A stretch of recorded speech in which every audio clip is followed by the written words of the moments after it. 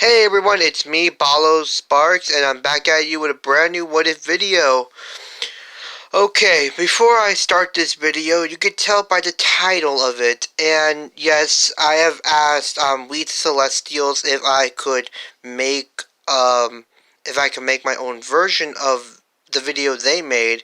The one I'm talking about, the one that says, "What if heroes and villains swap places?" So yeah, this one I'm gonna title it as here the swap between heroes and villains, My Hero Academia. So yeah, it's just like that. I'm just gonna call it like that. So yeah, all the heroes we all know will be will be of villains, and the villains will be of heroes. So yeah, like in We Celestials, they said that one of them said that most of Class 1A will be of inspired heroes. So yeah, I'm going to keep it that Deku in this What If will be, well, actually that he'll have. I mean, she would be a she, not a he, but will also have a twin sister. Twin sister. I did my research, and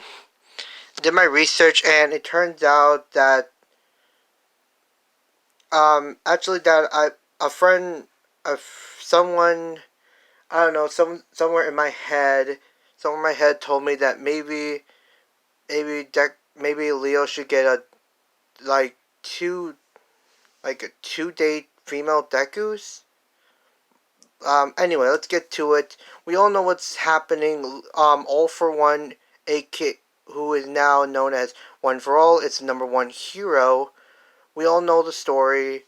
Lead Celestial already explained it, so pretty much, yeah, this is my own version. So yeah, so yeah,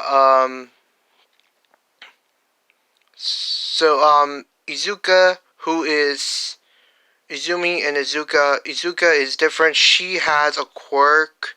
She has a quirk. It allows her to like to like let's see,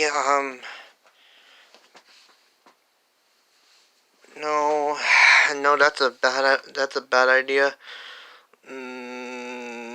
Shit. Izuka's quirk, who is the twin sister of Izumi Midoriya, her quirk will be called Teleporter, which means she can teleport. She can teleport herself along with objects or with people as long as she's touching them. As long as she's touching them. It and so yeah, so that's her quirk. She can only teleport her and a person and an object with her exactly 15 meters away. Izumi is, well, confirmed quirkless. She has no quirk. She was wondering why the both of them are so different from one another. But Izuka inspire tries to tell her sister to, if she wants to be a hero, then she needs to train. And so yeah, Izumi would do that. She would train. Of course, she would get bullied and be ridiculed for being quirkless. So yeah, we're gonna skip through all the years because literally it just seems the right thing to do, and so yeah, everything will play out. Evil Mount, things like that. The whole yeah. So yeah, the kids in the anime will just laugh at Izumi for thinking that she can get into UA without a quirk. Without a quirk, they will begin laughing at her. Bakugo would be his dick. It would be his dick. Baku. Some one of you said Baku dick or Bakugo shithead or dickhead. That is kind of funny. Anyway, let's get back to it. Anyway, Bakugo would just explode her desk like usual, like in the anime. Izuka would then come to her aid and then teleport Bakugo outside of class. Actually, that making Bakugo teleport onto the ceiling, and he will fall to the ground. Fall to the ground, and he fall to the ground, and yeah. So yeah, things like that would happen. Like that would happen. And after school, yes, Bakugo would burn. Before Izuka could do anything, Bakugo already burned her notebook and already threw it out. And Bakugo would say this to Izumi to just give up because she will never be a hero because of her quirklessness, because her being quirkless, and for admiring her said hero. Her said hero is the hero she admires is One for All, who is AKA All for One, who is the number one hero. He does not like One for All, so yeah, he only prefers the loud and powerful type people with powerful quirks. Like he will admire like in All Might and things like that.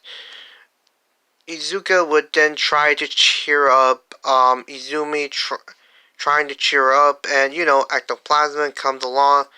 Ectoplasm, the demented ectoplasm will come along. Izuka will get out of there. I mean, they would get out of there, but then she forgot her own sister. She would say, "Shit, I need to go back." And when she teleports back, her sister is being sucked inside the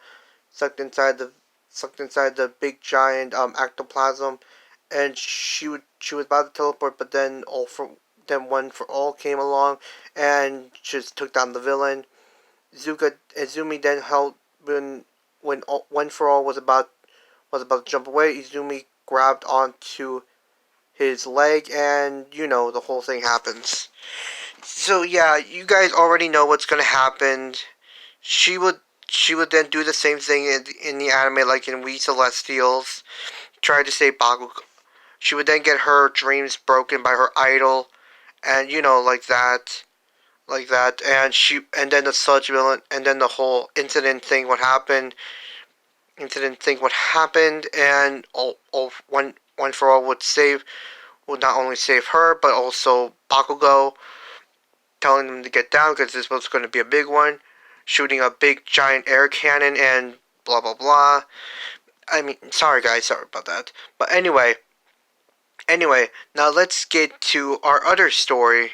Now let's get to our other character. This series will not follow two just follow one character or two characters. It will follow three individuals. This part is about Leo. He is like Izumi in a way, except that his quirk is dormant, is being lying dormant. Everyone knows that he's quirkless. That he believes that he's quirkless. So yeah, Leo wouldn't actually care about this type of thing. So his dream is to become the first quirkless hero. And he would change this society of how it looks down on those with no quirks of their own. He would change the society and make it realize its mistakes. So he has trained a lot. He has done a lot of weight training. He has done a lot of training. So yeah, he's far above of a superhuman, not like Saitama level, but yeah, he's right there. You could say that he's really strong and powerful now. In middle school, some of the kids would try to bully him, but would then get knocked down and get their teeth kicked in by him. So pretty much everyone has stopped trying to bully him or try to go with verbal abuse, but Leo doesn't really care about this. He will ask why would they even waste their time with him. He's quirkless, so why would they even waste their time? Leo is now in junior high, and it's still happening. People are still trying to bully him, and well, they get their teeth kicked in by him, either sent to the hospital or just in a 1 month coma or a long week coma. So yeah, everyone doesn't question Leo going to UA. They know that he's strong. That he's physically powerful. So yeah, some would just clap for him, while others would just not ignore him of his existence. Yes, Leo is in a different school. He is not in the junior high as Izuka and Izumi or Bakugo. So yeah, Izumi will do that whole training thing with Shigaraki. By the way, guys, why does everyone keep mistaking that he has jet black hair? In the anime, he looks like he has blue hair, like kind of blue hair, bluish hair. So yeah, I don't get it why you guys would think that. I mean, am I the only one who sees that? Am I the only one who sees it? Anyway, let's get back to the story. Leo, Leo would be. Leo was wondering if he should quadruple his training for the UA entrance exam, because what he heard is that he's going to be fighting those some robots. So he's going to have to quadruple his training. That's what he's thinking. But then for some reason he is then grabbed from behind into it. Then he is dragged into an alleyway.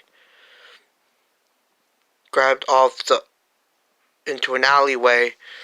His mouth is then covered by a large hand, and All Might, aka All for One, says, "Hey kid, stop squirming and just listen, okay? I've been watching you for quite a while now. I became interested when you first started your first year at junior high. I became very interested in how strong you are physically. Leo, will you listen and just stay like a good boy?" Leo has no choice. Leo has no choice but to comply and just nods his head. And All Might, aka All for One, would let go of him and uncover his mouth. And Leo would get a good look at the man, and he would then he would feel a sick feeling in his stomach. And he would, and in his head, All for One. Why is All for One here? I thought he died. I thought he died during that whole incident with when all. I thought one for all took him down. You're and All Might, aka All for One, would say, "You're probably baffled of how I'm still alive. You're probably asking that question yourself. Well, guess what? That I was not gonna die that easily, but I was scraped a bit, but not to the extent. So I'm still okay." Leo would then continue to listen. All Might, aka All for One. You know what? I'm just gonna go with All for One. All for One would then. You know what? Just forget it. AKA All Might, aka All for One, would say,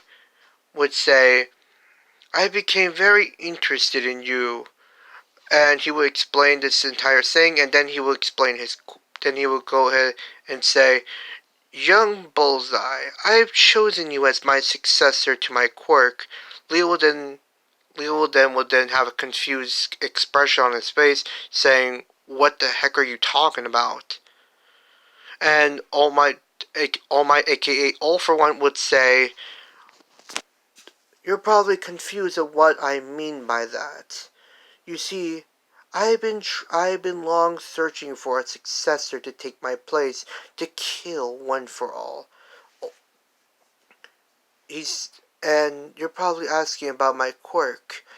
Well, my quirk can be passed down through the next generation. You see, I've chosen you to become the next symbol of evil. Leo would then Leo would then look in horror and would be thinking in his head, me? But I don't want to hurt anyone. I want to be a hero. Why is this happening to me? Why? Did I do something wrong to make the world hate me? All Might then says, well, do you accept my offer and Leo would say, no, I don't want your quirk. I want to be a hero. I'm sorry, but you'll have to look for someone else. I'm gonna leave right now. And I'm not gonna say anything. I'm just gonna leave. He was then gonna Leo would then leave peacefully, but then all for one all for one would then grab him and said, I wasn't asking. And Leo would then start freaking out, and All Might, aka All for One, would bring out a syringe, bring out one of those, would bring out a vial of his blood, and a syringe, a little needle, they used to get a sample of blood. Yes, he would then pull it out, and he would then inject his blood into Leo, and All Might would say, "Don't worry. If you won't follow into the darkness, if you won't give in to evil, then the power will probably take over you. You'll understand. Anyway, goodbye, my successor." All, All Might, aka All for One, would then disappear into the darkness of the alleyway. Leo would then look at his hands, and he would say, "Why? Why is this happening to me?" He would then have tears coming out of his eyes. Why? Why me? Why does it have to be me? Why? No. What will everyone around him think of him? What would his parents think of him? He would then leave the alleyway and start running back home. And it's already done. One for All is done merging with his DNA, and now he will be able to use One for All. I mean, All for One. But later he'll name it. But later on he'll name it as Superpower. He would then call out when he gets back home. He would then open the door, slamming it, and he would call out to his mom, and he would cry on the ground. Call out to his mom and dad, to him, and he would start crying on the ground when he gets home. His parents would then get worried about him, and then would go over to him and ask what happened. His mom would say, "Leo, what's wrong? Why are you crying? Did something happen?" And Leo said, "Something horrible happened to me, Mom. I don't know how to say it, but can we just talk at the can we talk at the living room?" "Mom, you know I'm quirkless, right?" And Leo's mom would then look down and says, "Yes, we know that you're quirkless. What about it?" "Well, I don't know how to say this," and Leo would then explain what happened to him. His parents, in disbelief and sick feeling in their stomach, then they would start. Then Leo's dad would then start laughing just a bit, and Leo would say, "I'm not kidding. It happened to me. It really did happen. I'm scared. I'm scared. Mom, will you still love me even if I had this horrible power inside me?" Leo's mom would say, "Yes, of course I would still love you. I would love you no matter what. You're still my son, and I will still love you. I know that you wouldn't hurt a soul. And Leo will then try to present the power to them. He would then focus, and green electricity will then swarm his hand. So, this is the power. I guess you weren't lying. Guess you weren't kidding then. Well, son, you want to be a hero, right? And Leo would say, yes, of course. More than anything, I want to be a hero. I want to save people. I want to have a smile on my face, so that way everyone can know that, so everyone would know that they're safe. And Leo's dad would say, good. Then go start tomorrow. Then tomorrow in the morning, you'll start your training. You will make this power your own. This power your own power. But for now, we need to go register it to the quirk doctor.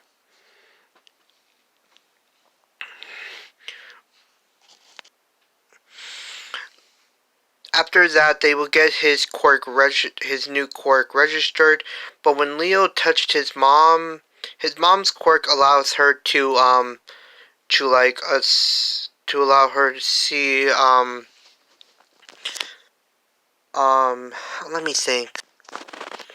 Leo's mom's quirk allows her to grow her nails,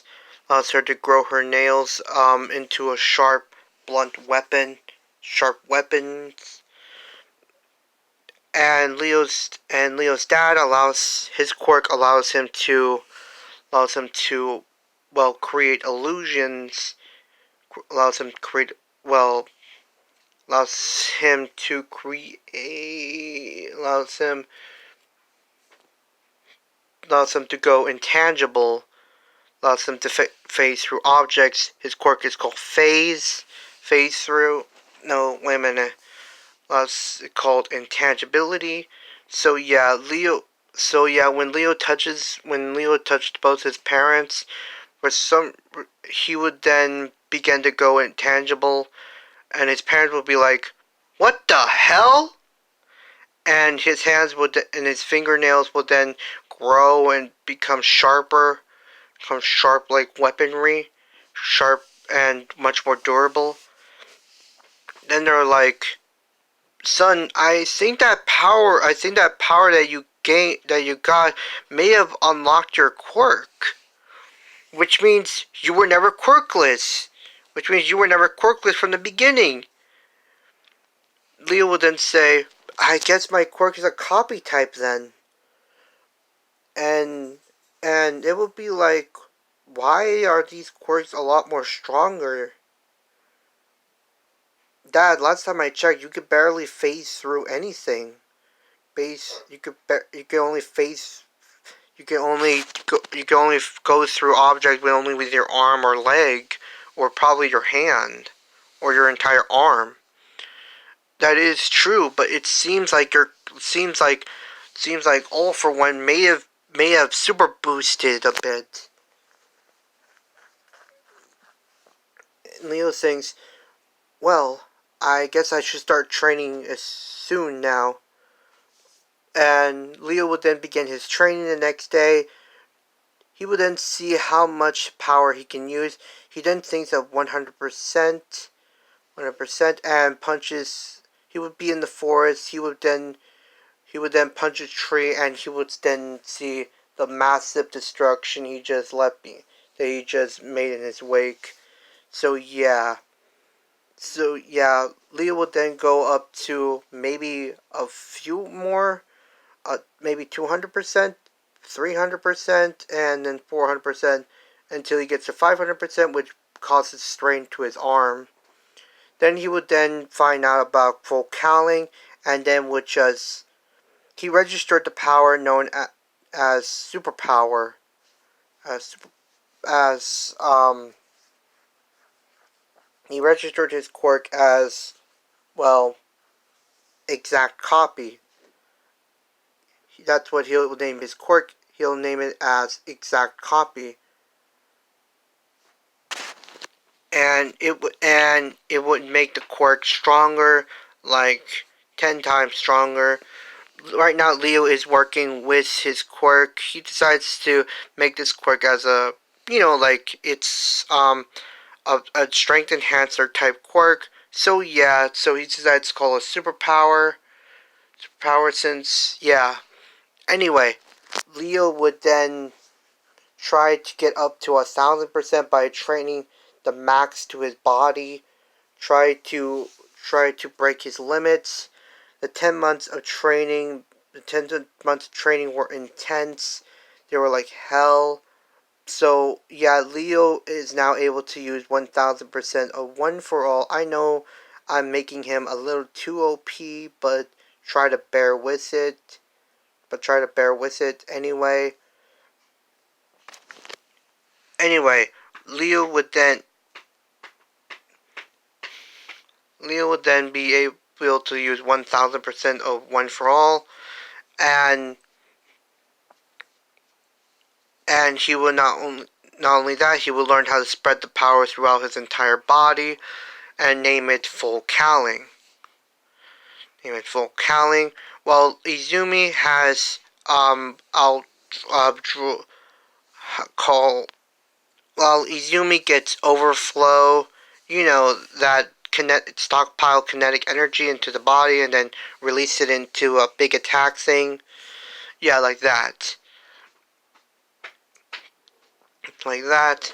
What Leo doesn't know is that he'll meet two special people in his life and they'll understand him.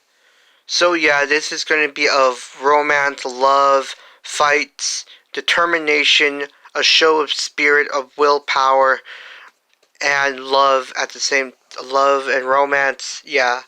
So pretty much, yeah, it's going to be like that. It's going to be like that, and so yeah. So yeah, I'll get to the next part later. For now, toodles everyone and have an amazing day.